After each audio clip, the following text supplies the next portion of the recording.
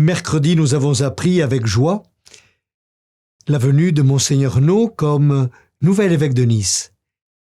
Cette bonne nouvelle pour le diocèse est un temps d'espérance et avec vous, je me réjouis de sa venue et j'espère qu'il prendra à son tour la parole de l'Évangile dans cette émission que je poursuis avec vous encore jusqu'au moment de son installation. Cette semaine, la belle scène de la transfiguration nous est donnée à contempler. Vous la connaissez déjà parce que vous l'avez maintes fois vue sur des icônes.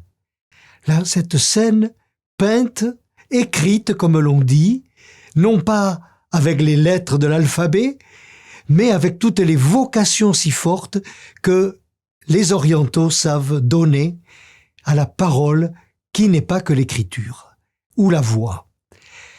Contempler le Christ, c'est bien cela l'enjeu de la vie chrétienne. Et là, que nous donne-t-on à voir? À entendre. Une belle parole. Celui-ci est mon enfant bien-aimé. Les apôtres connaissaient Jésus. Jésus qui marchait avec eux sur les routes de Palestine. Jésus qui leur avait dit « Le Messie va souffrir, mais il ressuscitera. » Ils ne voulaient pas l'entendre. Et pourtant, Jésus va les prendre avec lui dans sa prière. Jésus part sur la montagne et va prier.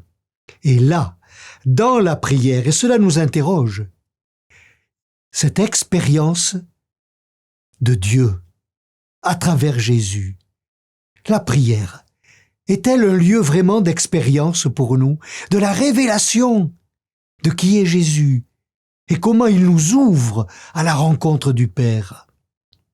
Il priait.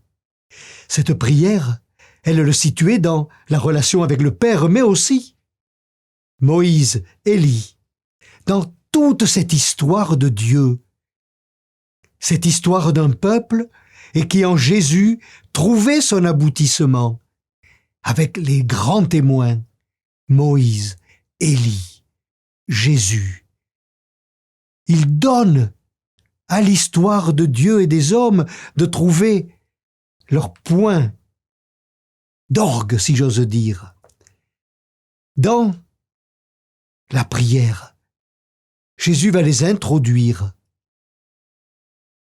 à la rencontre de Dieu. On nous dit, la nuée les enveloppe. La nuée, c'est bien cela, ce face-à-face, avec Dieu, le Père, qui vient révéler son Fils. La parole du Père qui nous dit, c'est bien lui, chemin, vérité, vie.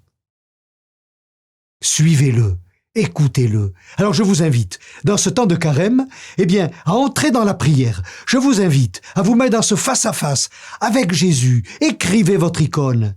Dans le face-à-face, qui est-il pour vous? Que vous révèle-t-il du Père?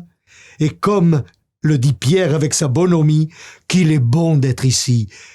Mes amis, je souhaite qu'il soit bon pour vous d'être en prière et que cette prière vous révèle et vous fasse entrer dans le mystère de Dieu. Bon dimanche, jour du Seigneur.